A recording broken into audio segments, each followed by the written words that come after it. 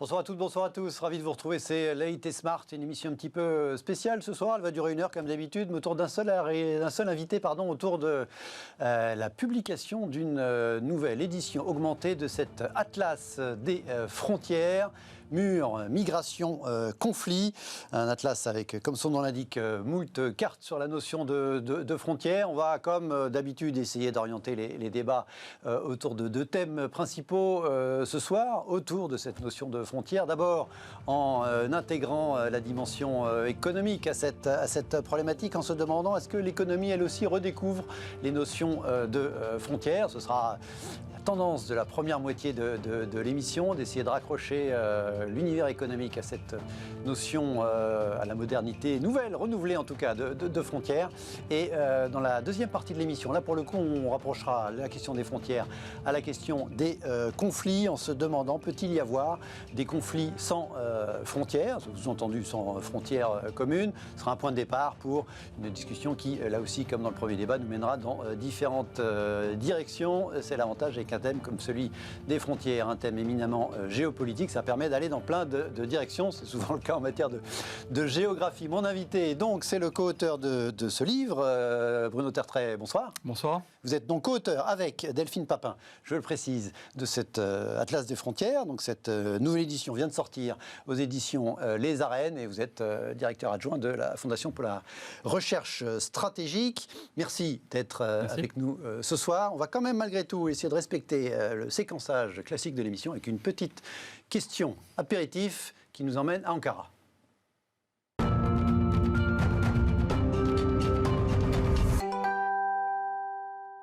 C'est le sujet qui fait parler dans les milieux européens notamment. Regardez cette photo. On avait terminé l'émission d'hier très rapidement par cette photo. On commence l'émission d'aujourd'hui par la même photo. Donc voilà, la fameuse polémique autour de la bourde de qui? C'est un des sujets, ce sera la première question, entre le président turc Erdogan, on peut la laisser la photo, le président du Conseil européen, le Belge Charles Michel, et la présidente de la Commission européenne, Madame Ursula von der Leyen, l'allemande.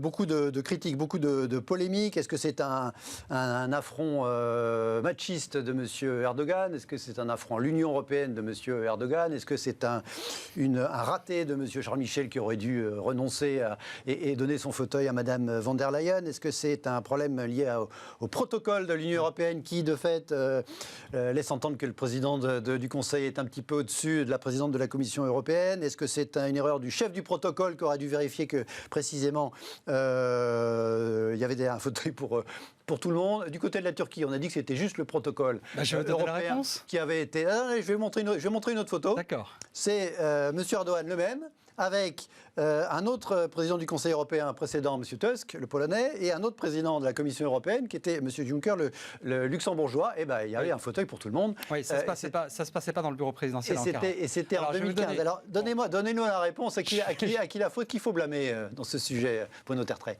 Bon, premier point. Il y a toujours un problème avec la nature hybride de l'Union européenne, parce que la présidente de la Commission, le président du Conseil, ce sont les 2 têtes de l'exécutif. Vous vous rappelez de la cohabitation en France? C'était un petit peu le même genre de problème. Donc il y a de toute façon, ça révèle la nature hybride de l'Union européenne, il y a toujours 2 personnes. C'est pas simple. Deuxièmement, ça révèle aussi certainement le sexisme de M. Erdogan, qui vient de retirer son pays de la Convention sur le droit des femmes. Et donc, Convention d'Istanbul pour l'ironie, puisqu'elle avait été signée là-bas. Et donc, lui, il n'a même pas vu le problème. Il y a peut-être aussi une petite faute de la part de M. Michel, qui aurait dû voir le problème. Et pourtant, Mme von der Leyen, elle s'est quand même mise...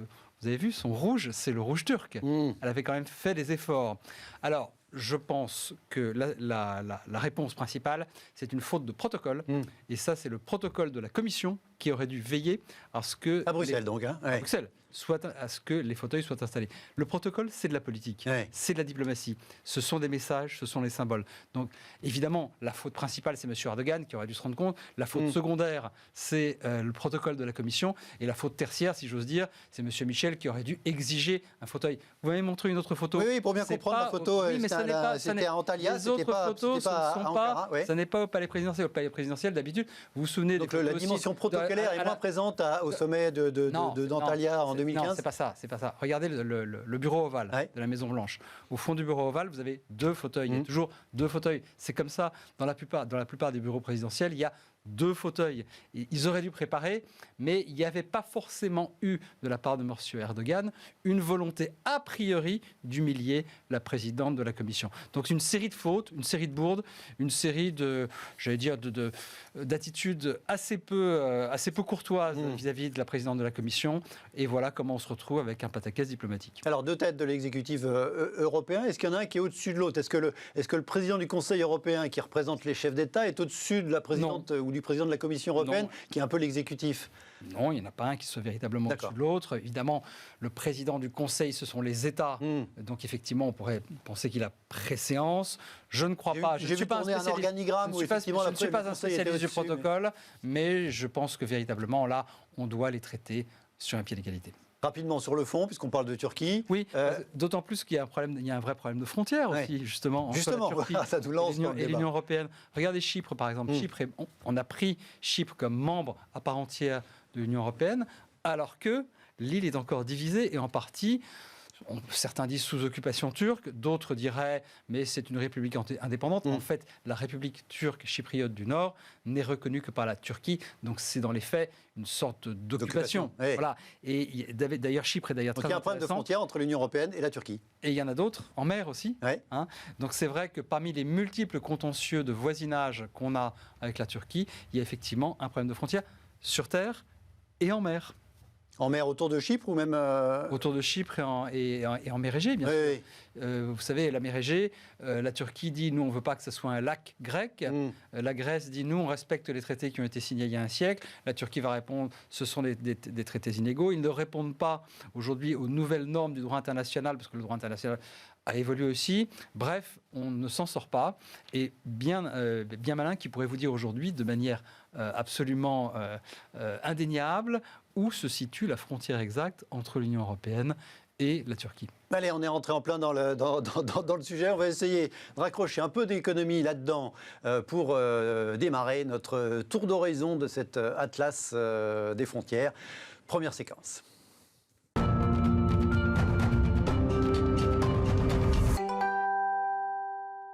Première séquence donc intitulée « L'économie redécouvre-t-elle les frontières ?» au sens de la notion de frontières. Bruno Tertrais, pour résumer, vous donnez une nouvelle modernité, par exemple dans l'interview dans le Figaro ce matin, les frontières ont gagné.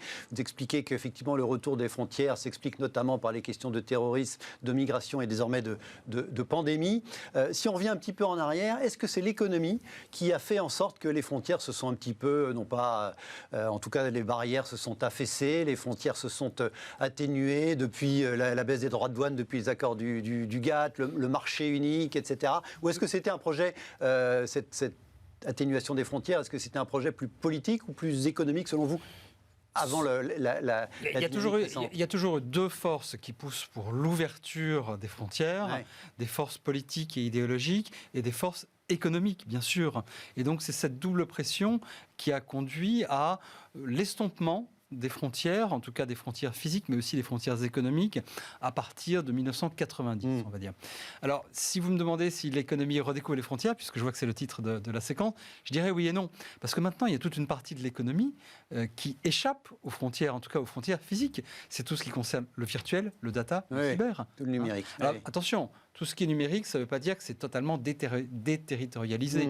Les serveurs, ils sont bien basés quelque part. Les entreprises, elles ont une nationalité. Bon, donc on ne peut pas dire que tout ça se fait en dehors du monde physique, mais en tout cas, plus l'économie virtuelle, plus le numérique prend de l'importance, moins effectivement les frontières sont pertinentes. Et en même temps, vous avez le mouvement inverse, si j'ose dire, plutôt, c'est-à-dire qu'il y a cette redécouverte, ou plutôt cette remontée de la frontière. À partir de la crise de 2008, on peut dater ça de la crise financière et de son impact économique. On peut dire qu'il y a une sorte de coup d'arrêt au grand mouvement de mondialisation libérale qui avait commencé en 1990.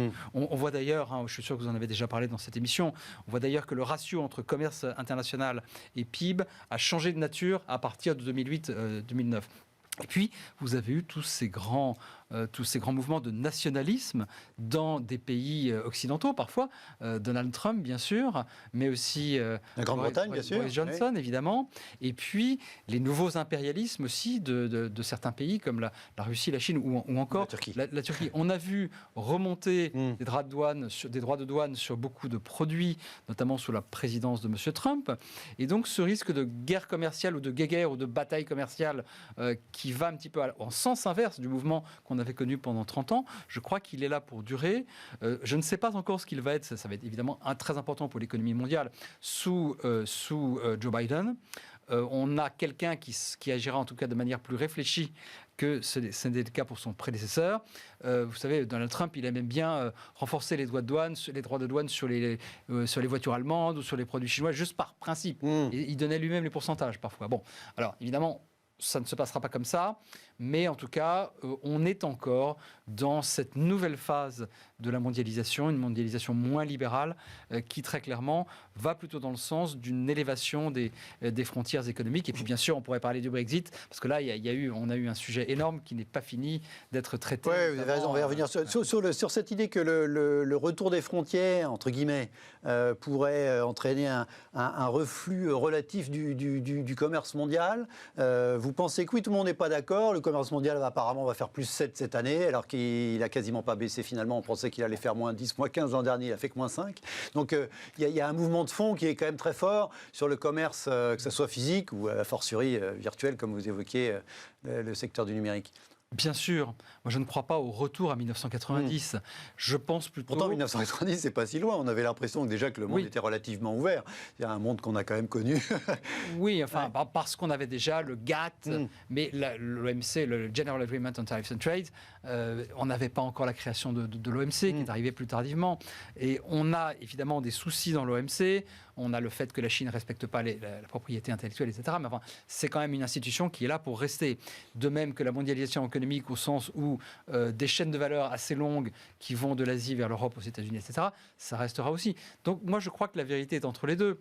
C'est-à-dire, on ne va pas revenir au monde de 1990, mais je pense que pour quelque temps au moins, on n'ira pas plus loin dans la libéralisation du commerce international.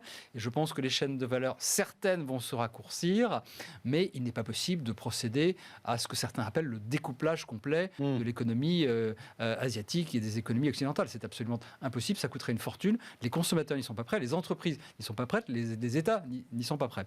Donc je pense qu'on est plutôt dans un ralentissement, une petite rétraction, une nouvelle phase, mais on n'est pas dans quelque chose de noir ou blanc. Un petit peu plus de frontières, mais pas trop quand même. On va parler un petit peu d'Europe. J'en profite, on va afficher quelques cartes de temps en temps quand même, puisque pour illustrer effectivement les cartes qui illustrent qui sont la matière première de votre atlas des frontières, l'espace Schengen entre ouverture et fermeture. On va laisser quelques secondes à l'écran. Est-ce que tiens, d'ailleurs, on voit bien tout le monde, tous ceux qui n'avaient pas forcément en tête en bas à droite la notion effectivement de lac grec, de la frontière entre la Grèce et la Turquie. On voit bien que la frontière, elle est vraiment le long de la côte turque et pas du tout le long de la côte grecque, compte tenu de toutes ces îles qui sont grecques dans cette mer. Est-ce que cet espace Schengen est aujourd'hui au monde l'espace où il y a le moins de frontières, l'espace le plus défrontiérisé? Je sais pas si c'est pour utiliser un vilain néologisme que je pense avoir inventé. Un rappel toujours, un rappel quand même que je fais systématiquement, les frontières n'ont pas disparu. Les frontières sont toujours là. Elles sont simplement soumises au principe de libre circulation, ce qui ne veut pas dire pas de contrôle. Là, on oublie aussi souvent que les douaniers et les policiers, de chaque côté de la frontière, peuvent justement circuler beaucoup plus naturellement. Peuvent faire des contrôles aléatoires. Peuvent faire des contrôles mobiles. Et que Schengen, ça n'est pas la disparition des frontières, ni même la disparition des contrôle aux frontières. C'est la libre circulation. C'est la libre circulation. Alors, ce principe de libre circulation est peut-être suspendu en temps de crise. C'est ce qu'on voit en ce moment. C'est ce qu'on a vu également après les attaques terroristes en 2015. On a vu aussi les États qui réfléchissaient à rétablir ces contrôles physiques à la frontière du fait de la crise des migrants. Donc, il y a ce que j'appelle le triple choc. Terrorisme, migration, pandémie. qui font réfléchir, c'est vrai, sur l'avenir de l'espace Schengen. Je pense que l'espace Schengen survivra. Je pense que c'est une construction exceptionnelle. Je ne dirais pas que le monde entier nous envie, mais en tout cas qui est unique au monde. Il y a des pays d'Afrique qui ont réfléchi à faire un système analogue. Oui, à date, il est unique au monde. C'était aujourd'hui confirmé. Même sur plus petite zone, avec moins grand nombre de pays, il n'y a pas d'équivalent. Aujourd'hui, il est unique au monde. Mais tout simplement parce que, d'abord, c'est un bénéfice économique extraordinaire de pouvoir avoir la libre circulation des marchandises et des capitaux. Et si on effaçait Schengen, ça aurait un coût, du coup, tout à fait phénoménal même. Et d'autre part, je ne pense pas du tout que les citoyens de l'Union européenne soient prêts à renoncer à la liberté de la circulation des personnes. C'est quand même un acquis, là encore, extraordinaire. Moi, je crois que le Schengen survivra, mais à une condition, c'est qu'on puisse montrer aux citoyens européens que le contrôle des frontières extérieures de l'espace Schengen est mieux assuré. Vous savez, pour moi, on a fait un petit peu la même erreur avec Schengen qu'avec l'euro. Je précise que je suis favorable aux deux. Je souhaite que les deux survivent et que je pense que les deux survivent, qu'il n'y ait pas de malentendu. Non, dans tous les cas, vous auriez le droit. Je pense que, bien sûr, mais je préfère le préciser. Je crois qu'on a fait la même erreur avec l'euro et avec Schengen. On a fait l'euro sans faire la convergence des politiques économiques. On a fait Schengen sans s'assurer que la frontière extérieure de l'espace était bien contrôlée. Non pas fermée, mais bien contrôlée. Et il y a aujourd'hui une crise de légitimité dans un certain nombre de pays européens sur l'espace Schengen, sur la liberté de circulation. Je pense qu'on ne restaurera la confiance dans la libre circulation que si justement on montre aux citoyens européens qu'on protège bien la frontière. Il y a encore beaucoup de travail, c'est une frontière très longue, très difficile à contrôler, on le voit d'ailleurs. On peut réafficher, c'est absolument colossal en termes de surface. Et oui, vous voyez bien que c'est essentiellement une frontière maritime surtout. Et contrôler la mer, c'est toujours plus difficile que de contrôler la terre. Oui, on le voit évidemment avec les migrations, on en reparlera.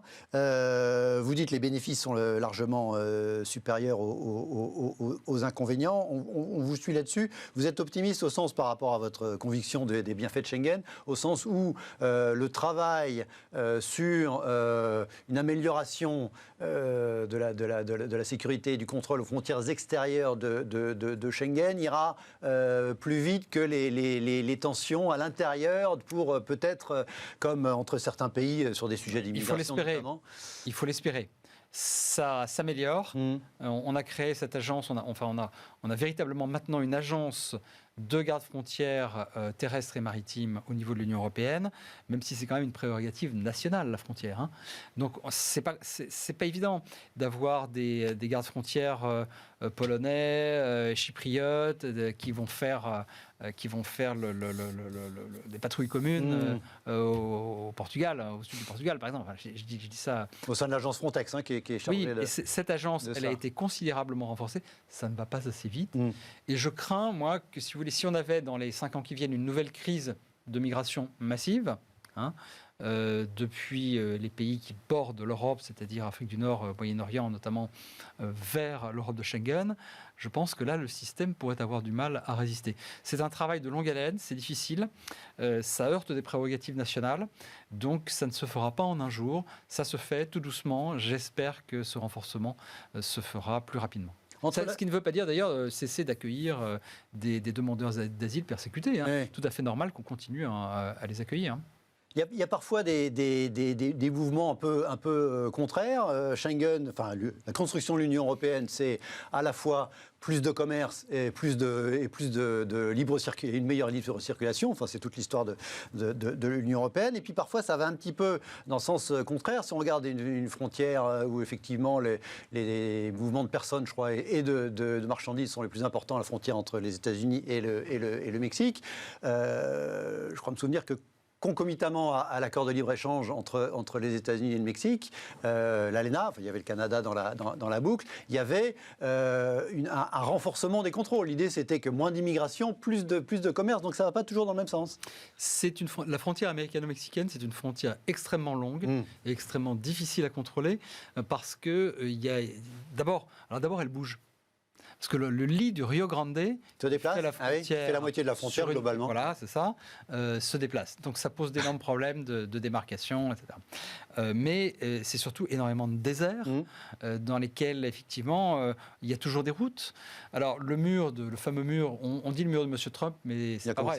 C'était d'abord le mur de M. Bush et puis le mur de M. Obama. En fait, Trump n'a pas fait grand-chose. Mais ce qui s'est passé, en fait, sur cette frontière, c'est que... Alors d'abord, il faut quand même voir que aujourd'hui, ce sont les Mexicains qui reviennent, plus que les Mexicains qui cherchent à aller aux États-Unis. Qui reviennent au Mexique, vous dire, Voilà. le Mexicain. Il y a eu un énorme, effectivement, l'ALENA a créé un énorme flux de travailleurs et leurs familles. L'ALENA, c'est les années 90, hein, c'est Oui, c'est ça, Clinton. c'est les années Clinton. Depuis le sud vers le nord, depuis le Mexique vers les États-Unis. Mais maintenant, ce qui se passe, c'est que le Mexique est en train d'atteindre, c'est un phénomène classique quand on étudie l'immigration. Le Mexique est en train d'atteindre un stade de développement qui fait que il y a énormément de rapatriement, de retour vers le Mexique. Il y a davantage de flux de Mexicains vers le Mexique qu'il n'y en a vers les États-Unis aujourd'hui. Les problèmes qui ont été C'est pas des soulevés, Mexicains, ce que c'est. voilà, les problèmes qui ont été soulevés ces dernières années, ce sont essentiellement des gens d'Amérique centrale qui, pour des raisons politiques ou économiques, ont souhaité effectivement migrer d'abord vers le Mexique, puis vers les États-Unis. Ce sont les fameuses caravanes dénoncées par M. Trump.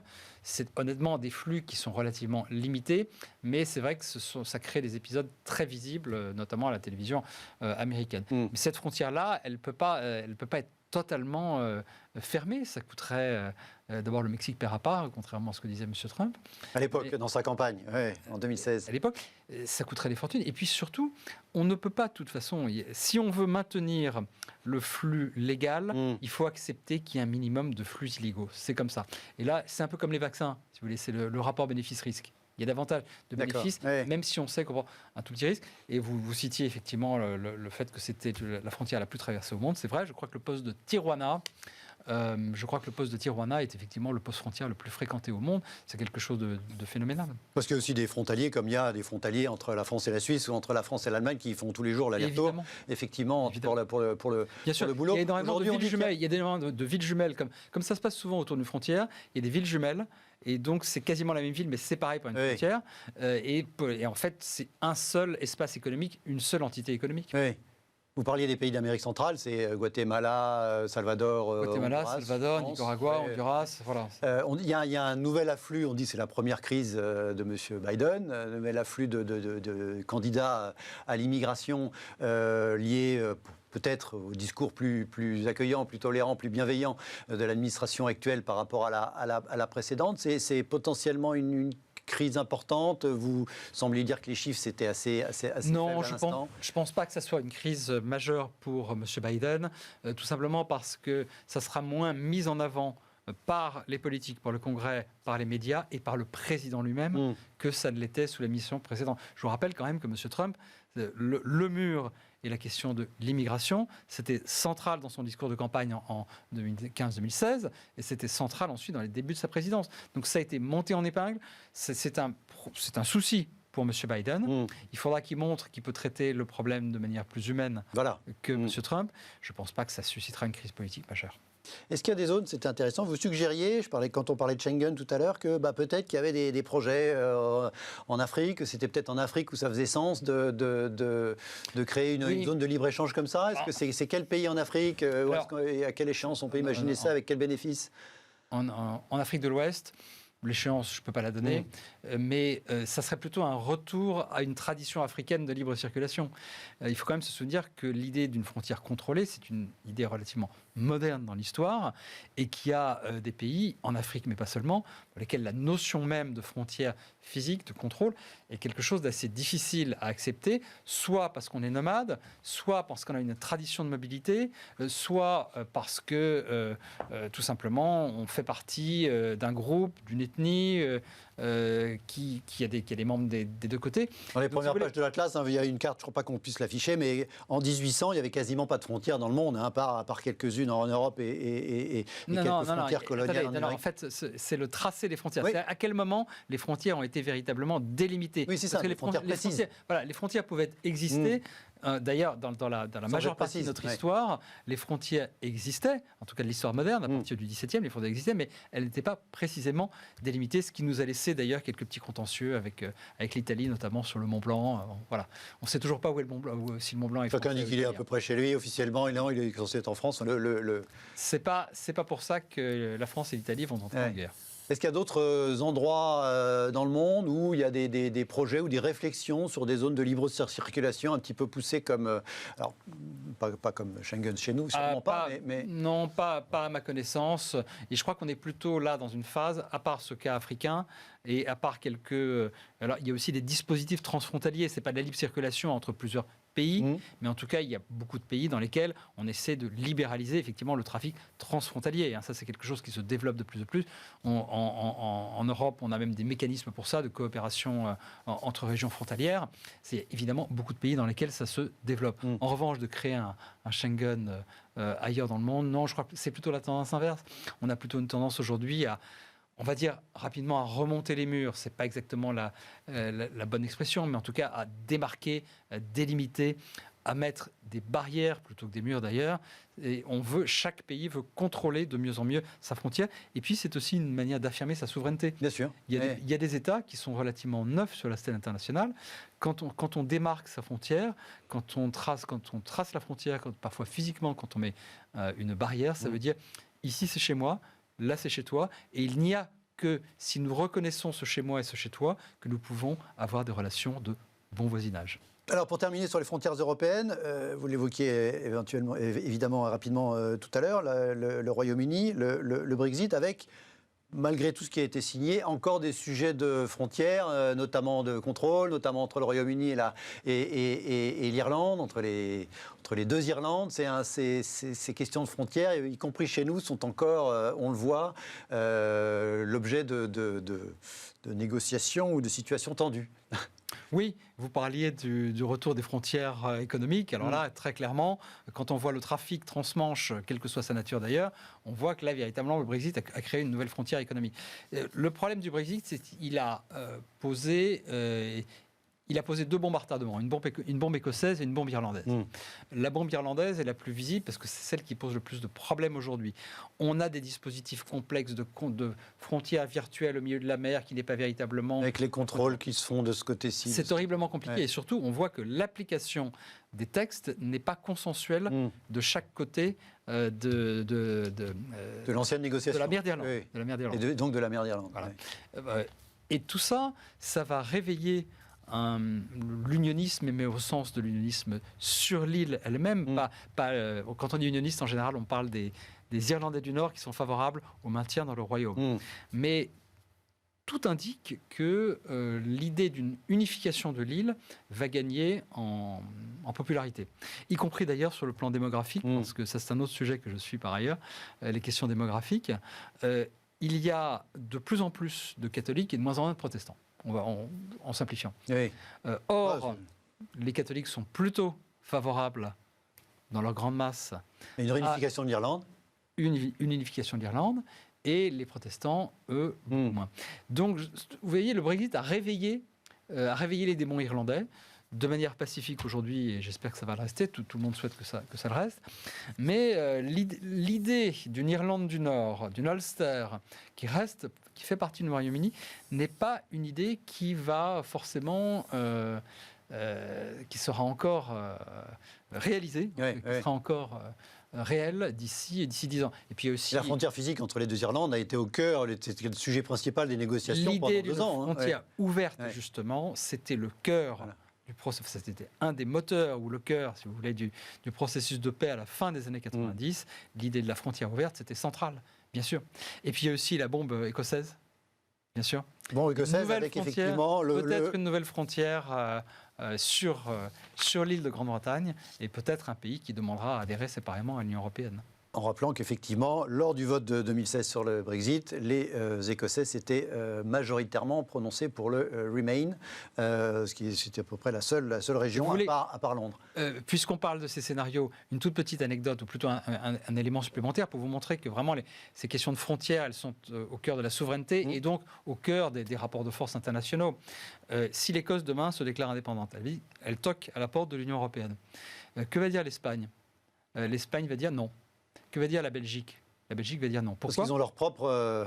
Parce que pour l'Espagne, ça crée un précédent pour que la Catalogne indépendante aille frapper elle aussi à la porte de l'Union européenne. Je ne vous dis pas que c'est impossible que l'Écosse ou la Catalogne deviennent... Ça s'appelle ouvrir la boîte de Pandore. Voilà. C'est une sorte de boîte de Pandore, effectivement. Et donc, ça ne serait pas simple.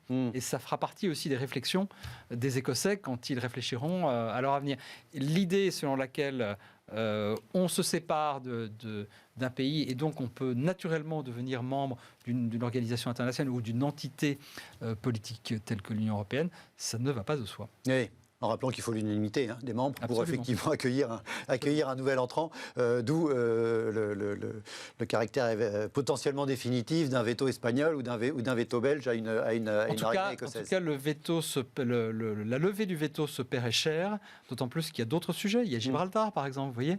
Gibraltar, autre sujet, tous ces héritages. Vous savez, les frontières, c'est du temps inscrit dans la géographie. C'est des héritages. Gibraltar, c'est un des premiers murs. Vous avez une carte, effectivement, où vous montrez tous les murs dans le monde, là où toutes les frontières physiques marquées de façon, pour le coup, très concrète. C'était un des premiers, effectivement. Avant, il y avait les murs romains, mais bon, c'est autre chose. Restez avec nous, on marque une très courte pause. On se retrouve dans quelques instants pour continuer à parler frontières avec Bruno Tertrais. On va essayer de faire un lien entre frontières et conflits.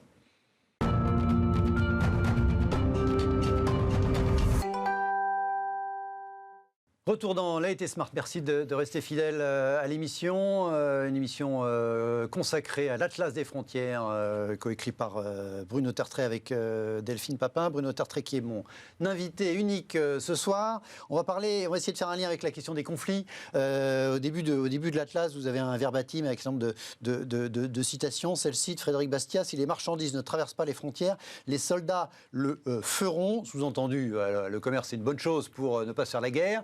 On a aujourd'hui une confrontation qui est annoncée comme la grande confrontation des décennies à venir entre les États-Unis et la Chine. Certains voient la situation devenir plus tendue au fil des années. Or, ce sont deux pays qui commercent à un niveau jamais atteint, probablement dans l'histoire humaine, avec des milliards de dollars échangés tous les jours entre ces deux pays, qui en même temps n'ont pas de frontières physiques du tout. Les grands conflits qu'on a en tête, ça a commencé par des frontières physiques. Alors, il y a deux questions. D'une part, est-ce qu'il faut forcément une frontière physique pour se faire la guerre, Bruno Tertrais? Et est-ce qu'à l'inverse, quand on a des échanges commerciaux colossaux comme les États-Unis et la Chine aujourd'hui, c'est la meilleure façon finalement de ne pas en arriver à l'irrémédiable?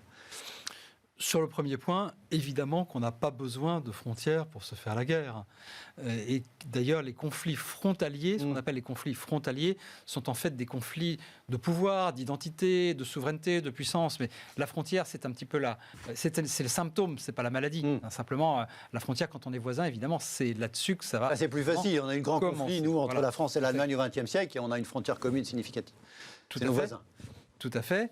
Et il faut rappeler que pendant longtemps, effectivement, l'Alsace-Lorraine frontière était le point de fixation, l'abcès de fixation, évidemment, des relations entre la France et l'Allemagne. Bien sûr qu'on peut avoir des conflits sans frontières, mais rappelez-vous que, en ce qui concerne la Chine et les États-Unis sont extrêmement présents en Asie. Ce qui change quand même, c'est qu'au XXIe siècle, on a la capacité de projeter sa puissance militaire beaucoup plus rapidement, de manière plus massive, que ça n'était le cas au XIXe, par exemple. Et donc, il y a cette présence américaine qui est là pour protéger, bien sûr, les intérêts américains, mais dans les faits, qui protège les territoires de pays alliés tels que le Japon ou la Corée du Sud, qui protège aussi l'Amérique, parce qu'il faut se souvenir que l'Amérique, elle n'est pas si loin. Elle est à Hawaï. Et puis elle est présente aussi dans le Pacifique Sud, l'Amérique. Et les territoires, l'équivalent des DROMCOM, si vous voulez, Guam, etc. américains, sont quand même pas si loin que ça. Donc on n'est pas loin d'avoir une frontière entre les deux, même s'il est essentiellement maritime. Mais s'il y avait un clash entre les États-Unis et la Chine, cela commencerait très probablement par un heurt entre les marines, soit en mer de Chine du Sud, soit en mer du Japon, soit dans ces coins-là, à moins bien sûr que Pékin ne prenne la décision d'envahir Taïwan. Ce qui reste quand même le scénario du pire, mais il faut quand même. On est dans un métier dans lequel il faut toujours. On ne peut pas l'exclure. Non seulement on ne peut pas l'exclure, parce que vous savez, moi j'aime pas trop cette phrase, parce que quand on dit on ne peut pas l'exclure, on n'a rien dit. La probabilité n'est pas négligeable au point de ne pas devoir la prendre en compte. Je dirais ça comme ça. D'accord, soyons précis, c'est un scénario auquel on doit réfléchir aujourd'hui, avec des conséquences phénoménales sur l'économie mondiale. Absolument. On en reparlera peut-être un autre jour, mais c'est un scénario que tout le monde souhaite éviter. mais il y a beaucoup de guerres que tout le monde souhaitait éviter et qui ont quand même eu lieu. Alors donc, si vous voulez, l'idée d'une... Je vous interromps parce que vous parliez de mer de Chine du Sud. On va afficher la carte de la mer de Chine du Sud, un grand jeu de Go dans votre la mer de Chine du Sud, c'est un vrai bonheur de géographe. On va l'afficher avec... Parce que c'est notamment... Le sujet, c'est des îles, c'est des archipels, notamment les Spartlets, qui sont assez loin, semble-t-il, de la Chine, mais... non, mais attendez, la Chine considère... Les pointillés jaunes, c'est les revendications de la Chine qui vont assez bas dans cette mer de Chine du Sud, revendications qui sont confrontées aux revendications à la fois du Vietnam, des Philippines et de la Malaisie au sud pour l'essentiel, avec évidemment les États-Unis là-dedans, parce que c'est une route commerciale majeure aussi. La France aussi, pas seulement les États-Unis. La mer de Chine du Sud, c'est l'espace par lequel transite une très grande partie du commerce mondial, notamment le détroit de Malacca, pas seulement, c'est pas le seul détroit, mais le détroit de Malacca, c'est Singapour, Indonésie, Malaisie. À gauche de la carte, effectivement. La mer de Chine du Sud, la Chine considère qu'elle est entièrement à elle. Ouais. Vous avez rappelé que d'autres pays, légitimement, au regard du droit de la mer, disent, mais attendez, pas du tout, ces îles-là, elles sont à nous. Mais pourquoi ce qui se passe aujourd'hui, alors la logique historique, on peut toujours tout justifier par l'histoire. Pourquoi les Chinois considèrent que c'est à eux alors que c'est quand même assez loin, ça va quasiment jusqu'à Brunei. Les Chinois vous diront qu'ils ont retrouvé des coquillages d'il y a 4000 ans, littéralement, qui montrent que des coquillages peints en chinois, qui vous diront que c'était... Bon, bref, de toute façon, la Chine considère que tout ce qui est autour de son territoire, c'est à elle. Voilà. Mais ce qui est très intéressant, c'est que pour manifester sa présence, aujourd'hui, elle pratique une politique de poldérisation des îlots. En gros, on prend un rocher et on construit une base militaire autour. Et donc, si vous voulez, non seulement elle affirme que c'est chez elle, mais elle fait tout pour créer un fait accompli, tout simplement, dans une zone qui est non seulement extrêmement sensible pour le commerce, mais qui est aussi très sensible du point de vue des ressources, puisqu'il y a énormément de ressources halieutiques ou en hydrocarbures. Et donc, c'est vraiment un des terrains les plus combustibles pour un conflit international. Vous avez parlé de la présence américaine, et je vous ai tout de suite dit, mais française aussi, parce que les Européens ont autant intérêt que les Américains à la stabilité dans cette région et à la liberté de navigation. On a vu la ministre française des Armées, il y a 3 semaines, dire publiquement « Je vous informe qu'un sous-marin nucléaire d'attaque français est allé faire un petit tour en mer de Chine ». C'était un message fort, ça veut dire que ça nous intéresse aussi, nous Européens. C'est la liberté de navigation, c'est le droit international. Et là, on a quand même un vrai sujet avec, d'un côté, des Occidentaux qui affirment ces principes, la liberté de navigation, bien sûr, le droit international, l'arbitrage international lorsqu'il y a un différend, parce que la Chine n'a pas forcément tort sur tous les plans, mais la Chine refuse l'arbitrage international. Donc ça intéresse les Européens autant que les Européens en tant que les Américains. Puisque vous parlez de la France, là-bas, loin de ses bases, il y a en ce moment même des manœuvres entre les marines françaises, australiennes, indiennes et japonaises dans le golfe du Bengale, donc un peu à l'ouest de la carte qu'on affichait tout à l'heure. Alors, certes, la France a le 2e espace maritime au monde après les États-Unis. Certes, on est présent au Pacifique significativement autour de la Polynésie française, de la Nouvelle-Calédonie, de Wallis et Futuna, mais est-ce qu'on est crédible à l'autre bout de la Terre avec quelques bâtiments, même si de temps en temps notre ministre envoie un sous-marin nucléaire par rapport à des puissances comme la Chine qui sont pour le coup entre guillemets à domicile? Il s'agit pas, c'est pas un match de football. On est toujours à l'avantage quand on est à domicile, mais la présence symbolique, c'est important. Et on n'a pas besoin de beaucoup de bateaux pour faire la différence. Ce sont d'abord des messages, ce sont d'abord des symboles. On le disait tout à l'heure à propos du protocole à Ankara avec M. Erdogan. Ce sont des signaux de communication. Et c'est de la politique, c'est de la géopolitique. Donc on n'est pas dans un affrontement militaire où évidemment la France ne serait pas à l'avantage dans cette région-là. Deuxièmement, nos principaux partenaires, avec lesquels justement on fait un grand exercice en ce moment, semblent considérer que la France est plutôt la bienvenue. Troisièmement, c'est une région du monde dans laquelle on vend énormément d'équipements de défense, avec notamment un gros contrat en Inde, celui des Rafales, et un gros contrat en Australie, celui des sous-marins. Donc pour toutes ces raisons, quand on y ajoute, encore une fois, j'insiste là-dessus, parce que je crois que c'est vraiment fondamental pour les Européens, l'importance du principe de liberté de navigation, qui est critique pour l'économie mondiale, encore une fois, c'est pas seulement une question de principe général philosophique, c'est critique pour l'économie mondiale. Ce qui fait qu'effectivement, la France, je peux en témoigner pour avoir beaucoup travaillé sur ce sujet il y a une dizaine d'années, au début des années 2010, a décidé de devenir plus clairement une puissance indo-pacifique. On dit indo-pacifique parce qu'aujourd'hui, c'est une manière de dire que l'océan Indien et l'océan Pacifique, c'est un seul espace stratégique. Voilà. Et puis vous disiez que la France avait le deuxième espace maritime mondial, c'est vrai, mais elle est en train de demander à l'ONU de prendre en compte l'extension de ces plateaux continentaux. En gros, il y a un mécanisme juridique qui fait qu'on peut demander à l'ONU d'étendre sa souveraineté maritime. Je raccourcis un petit peu. Et la France, si toutes ces demandes sont acceptées, certaines d'entre elles l'ont déjà été, si toutes ces demandes sont acceptées, elle n'aura pas le deuxième et le premier domaine maritime mondial d'ici quelques années. La question, c'est plutôt de savoir, est-ce qu'on aura les moyens d'assurer, de patrouiller voilà, quelque chose. De montrer que c'est chez nous. Vous savez, quand je dis montrer que c'est chez nous, là, c'est pas simplement pour montrer le drapeau, c'est parce qu'il y a des vrais sujets d'exploitation de ressources, il y avait des vrais sujets de piraterie, il y a des vrais sujets de trafic de stupéfiants.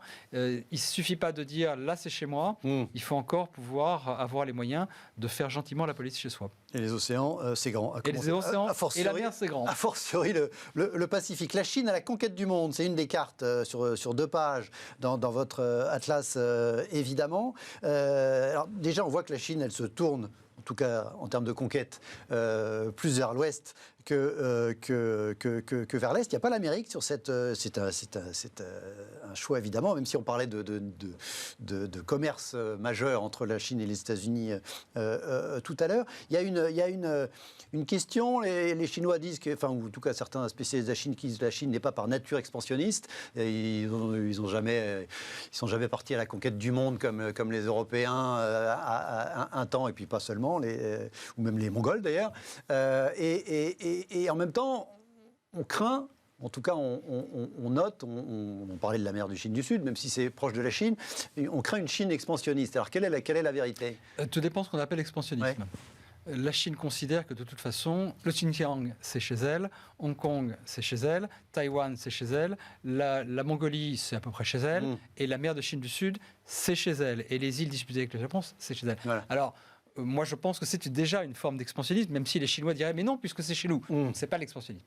Ceci étant posé, la Chine n'a pas une stratégie de conquête militaire du monde, évidemment pas. Au contraire, à travers cette stratégie des routes de la soie, de ce qu'on appelle... de manière généralement, les routes de la soie maritimes. On voit effectivement tous les traits qui vont vers l'ouest. À travers une stratégie d'acquisition, d'investissement et certains diraient de prébande, de territoire, de ressources, souvent avec des conditions financières qui font que vous devenez dépendant de la Chine. Vous savez, la Chine Parce que la Chine prête beaucoup d'argent aux pays en développement.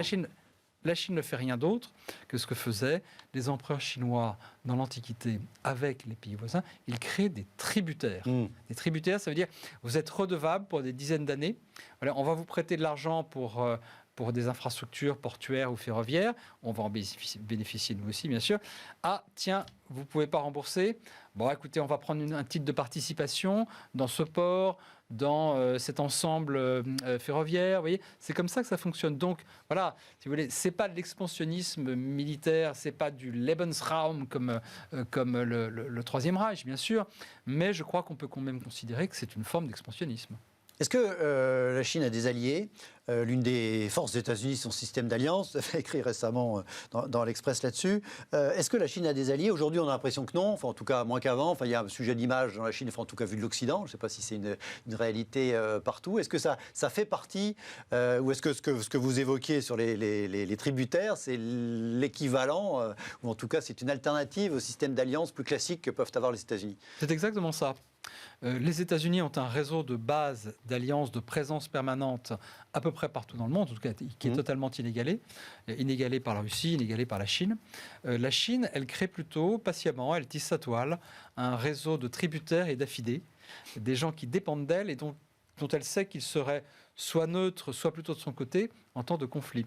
Donc c'est vraiment une rivalité asymétrique, c'est-à-dire qu'à travers les routes de la soie, qui sont maintenant un projet ancré, qui est au cœur du projet, c'est quasiment quelque chose de constitutionnel, si vous voulez.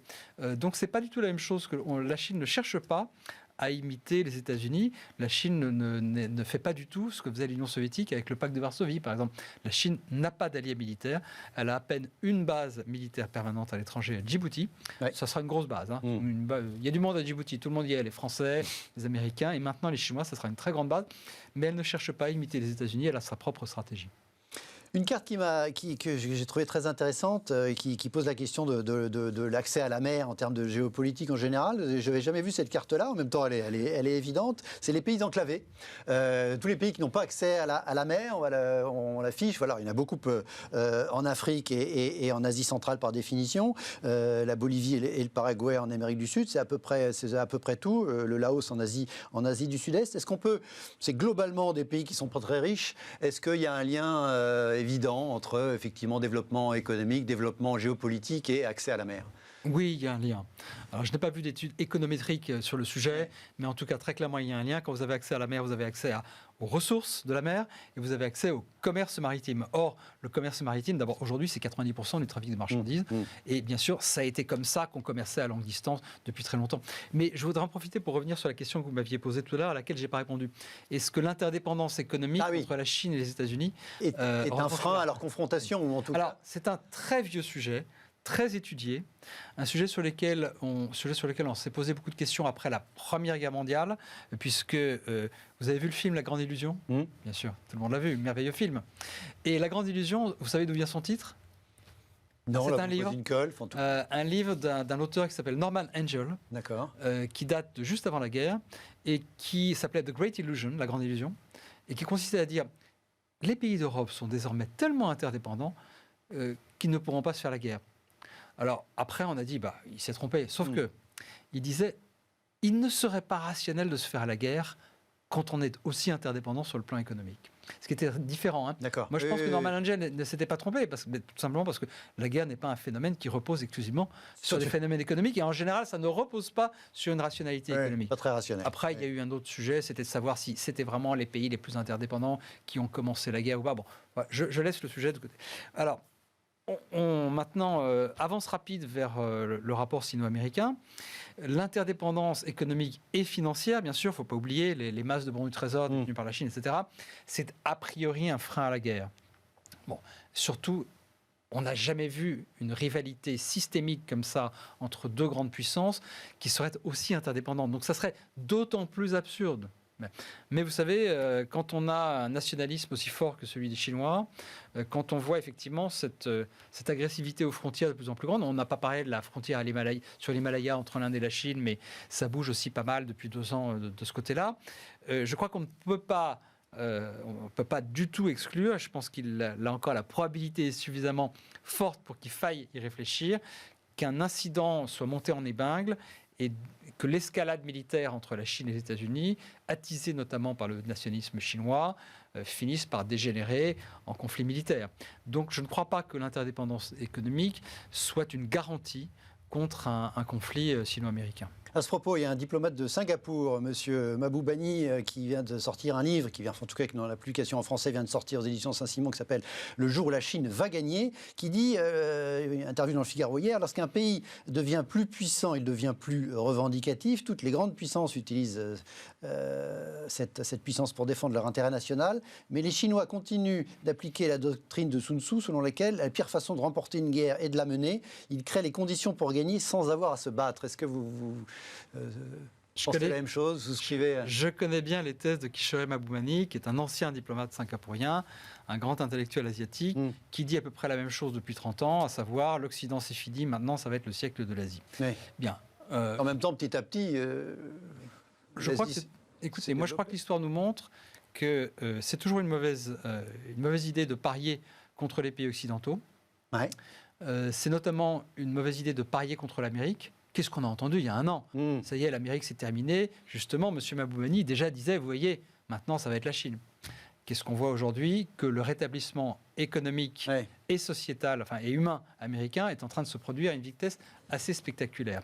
Et je crois que constamment, dans l'histoire des 100 dernières années, on a sous-estimé la capacité des démocraties à rebondir, à se remotiver, à se remettre au travail. Et Je crois que M. Maboumani, il prend un peu ses désirs pour des réalités, finalement. Je l'ai entendu dire, regardez, les Occidentaux n'ont pas été fichus de résoudre le conflit israélo-palestinien depuis 1949.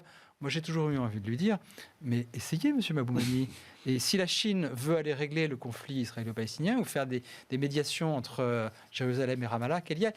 Voilà, c'est une anecdote, si vous voulez, mais c'est une manière de dire que je ne suis pas totalement convaincu et qu'au contraire, je crois que l'histoire nous montre que c'est plutôt une mauvaise idée de parier sur le déclin des démocraties occidentales. Alors, je vais vous faire réagir, je vais continuer, parce que ça c'est bien, parce que vous réagissez à une deuxième propos de ce monsieur, à propos des migrations. Je vais d'abord afficher, on va d'abord montrer cette carte, les migrants au péril de leur vie. Quand la frontière devient un cimetière, une carte qui montre les principales migrations aujourd'hui dans le monde. On voit bien que ça se concentre quand même, enfin en tout cas beaucoup, avec la moitié nord de l'Afrique, et plutôt avec des gens qui vont vers le nord du continent africain, en l'occurrence vers l'Europe, plus évidemment les migrations entre la frontière américano-mexicaine qu'on évoquait en début d'émission, puis un peu en Asie aussi. À propos de cet enjeu des migrations, dont vous disiez ça a été un des 3 éléments de vos 3 chocs qui a participé un peu à ce retour des frontières. Il nous dit, du point de vue de l'Europe, l'Europe doit regarder d'où vient la menace principale. Lorsqu'elle venait des chars soviétiques, cela avait un sens de travailler avec les États-Unis. Alors c'est la même problématique autour des États-Unis chez ce monsieur. Aujourd'hui, cette menace n'est ni la Russie ni la Chine pour l'Europe, c'est l'explosion démographique de l'Afrique. Il est donc dans son intérêt de développer l'Afrique pour empêcher une nouvelle vague de migration qui doperait les partis d'extrême droite, etc. Pour la développer, cette nouvelle politique, le meilleur partenaire pour l'Europe, c'est la Chine, pas les États-Unis. Oui, alors écoutez, je suis désolé, mais j'aimerais bien qu'il soit là pour participer. Oui, non, mais il n'est pas là, mais je vous fais son porte-voix parce que c'est intéressant, du coup ça vous fait réagir. Mais il a tout faux. Ouais. Il a tout faux. Alors, premièrement, demander aux Finlandais, aux Lituaniens, aux Estoniens et aux Polonais ou aux Ukrainiens si la Russie n'est plus un problème militaire pour eux. Je pense qu'ils ne seraient pas tout à fait d'accord avec lui. Voilà. Ça, c'est le premier point. Le deuxième point, sur ce qu'il appelle l'explosion démographique africaine, c'est exactement le contraire. À savoir, ce n'est pas en développant, en aidant l'Afrique. Alors, il faut aider l'Afrique à se développer, oui, mais c'est certainement pas comme ça qu'on va arrêter les flux migratoires, puisque, au contraire, les économistes du développement connaissent ça par cœur, on est dans la phase où l'Afrique se développe et émigre davantage. Pourquoi ? Parce que ce ne sont pas les plus pauvres des plus pauvres qui émigrent, ce sont ceux qui ont un pécule de départ. Ouais. Et le pécule de départ... Déjà parce que ça coûte cher d'émigrer. Oui. Exactement. Enfin, ça coûte cher d'émigrer loin. Ça ne coûte pas cher d'émigrer dans le pays d'à côté. Mais ça coûte cher d'émigrer vers l'Europe. Donc il a à peu près tout faux. Voilà ce que je voudrais lui dire aujourd'hui, s'il était là, mais j'aurais sûrement l'occasion. Non, mais les provocations intellectuelles sont utiles, c'est quelqu'un de brillant. Mais ça permet le débat, en tout cas. Mais comme vous dites, ça permet le débat. Je voudrais quand même pas qu'on oublie que sur le plan migratoire, il y a aussi énormément de choses qui se passent en Asie du Sud et du Sud-Est. L'Australie, par exemple, a eu les mêmes problèmes entre guillemets que la Grèce ou l'Italie lorsqu'il s'est agi d'essayer de contrôler les migrations. D'ailleurs, les camps australiens n'ont pas beaucoup forcément exemplaires. Pas forcément plus exemplaires que ceux de Lesbos ou Lemnos. En revanche, il y a d'autres phénomènes migratoires très peu visibles, comme entre l'Inde et le Bangladesh, par exemple. La plus grande clôture, le plus grand mur du monde, aujourd'hui, il est entre l'Inde et le Bangladesh. Alors, ce n'est pas un mur en dur. Quand je dis mur, c'est une grande barrière. Ouais. C'est une barrière indienne anti-migrants. Ce sont des phénomènes que nous voyons assez peu depuis l'Europe, mais qui sont tout à fait significatifs par leur volume. Mais c'est vrai que là, sur la carte que vous montrez, on a montré les flux les plus meurtriers, les plus grandes tragédies de ces dernières années. Effectivement, quand on traverse la Méditerranée ou le désert de Sonora, effectivement, il y a plus de risques que quand on passe simplement d'un bout à l'autre de la plaine du Gange. Pour terminer, 2 petits sujets d'actualité qui ont un rapport avec la question, avec le sujet des frontières, c'est l'after.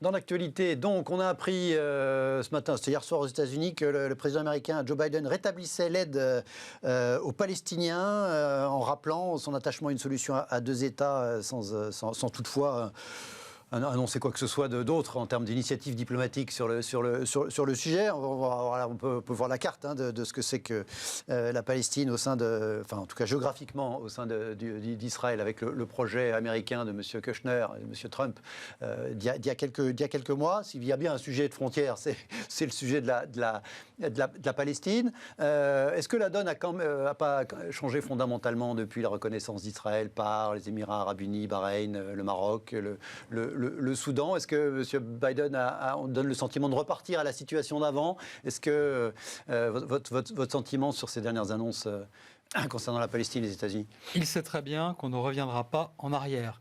Il ne va pas retransférer l'ambassade des États-Unis de Jérusalem-Ouest à Tel Aviv. On ne reviendra pas en arrière.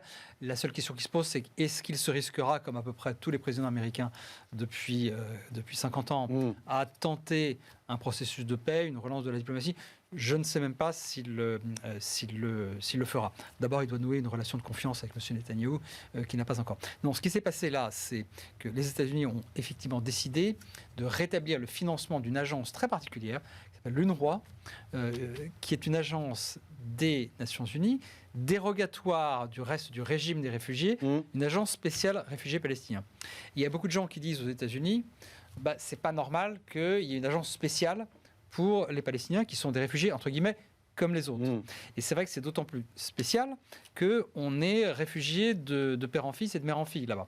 C'est pour ça que aujourd'hui, l'UNRWA se retrouve avec une masse de réfugiés, enfin un nombre de réfugiés tout à fait considérable à gérer. Et donc c'est vrai que à Gaza, notamment, on dépend beaucoup des financements de l'UNRWA. Elle est contestée, cette agence, aussi par ceux qui disent qu'en gros, on n'est pas trop regardant sur le contenu des manuels d'éducation scolaire ou sur les financements de telle ou telle association. Voilà. Donc, ça n'est pas... C'est quasi humanitaire comme annonce en termes de financement. Oui, c'est exactement cela. C'est un signal humanitaire. C'est une manière de dire, nous comprenons très bien, nous applaudissons le fait que plusieurs pays arabes aient fait la paix avec Israël, mais il n'empêche que nous nous préoccupons encore du sort des Palestiniens, qu'ils soient réfugiés ou non. Et c'est vrai que ce qui a été intéressant dans ce qu'on a appelé les accords d'Abraham, c'est-à-dire ce phénomène de multiplication d'accords de paix entre des pays arabes et Israël, pas seulement arabes d'ailleurs, mais en tout cas essentiellement arabes, c'est que, en gros, on a dépassé la question palestinienne, on ne fait plus du règlement dans ces pays de la question palestinienne un préalable à l'établissement de relations normales. Et la question frontalière, effectivement, c'est pas le nœud du sujet, parce que là-bas, la frontière, c'est une question d'identité, c'est une question de récit national, donc c'est pas simplement une histoire de tracer les cartes ou de rectifier les frontières, c'est infiniment plus compliqué que ça. Très vite, malheureusement, vu l'ampleur et la nature du sujet, dans l'actualité, la commission Duclerc sur la responsabilité de la France, dans le génocide au Rwanda, le mea culpa partiel d'Alain Juppé dans le monde. Est-ce que ce pays, ce drame, cette actualité ne montre pas que parfois les différences ethniques sont des frontières plus terribles, plus solides que les frontières physiques? Ne disons pas que le génocide est causé par des différences ethniques. Le génocide est causé par un projet génocidaire, par un projet totalitaire. Et de deux, il faut quand même se souvenir que ces fameuses différences ethniques, elles ont été considérablement mise en valeur, certains disent même créée, par le colonisateur belge. Autrement dit, avant la colonisation, entre Hutus et Tutsis, c'était des familles différentes. Ça ne voulait pas dire qu'on était vraiment des groupes différents. Ça a été un des problèmes de la colonisation belge, ça a été justement de mettre en avant et de magnifier ces différences au risque de créer une situation justement d'affrontement. Mais l'affrontement n'est pas le génocide, encore une fois. Il faut rendre malheureusement aux auteurs du génocide cette responsabilité, quelles que soient d'ailleurs les responsabilités de la France dans cette crise. Je crois d'ailleurs que le papier d'Alain Juppé était extrêmement juste. Je vais vous faire un aveu. Moi, je travaillais au ministère de la Défense. Je commençais ma carrière au ministère de la Défense à l'époque. J'ai suivi ça de très loin. Mais ce que dit Alain Juppé est, à mon avis, une des réactions les plus justes que l'on ait vues dans la presse française. Mais vous voyez qu'on peut avoir un conflit et même malheureusement une tragédie de ce type sans frontières. Ça n'était pas une question de frontières. Mais je renvoie malgré tout à votre Atlas des frontières paru aux arènes, cette nouvelle édition. Bruno Tertrais, merci d'avoir été à nos côtés durant toute cette émission. Très bonne soirée. À bientôt, j'espère. Merci à vous. Très bonne soirée. À demain.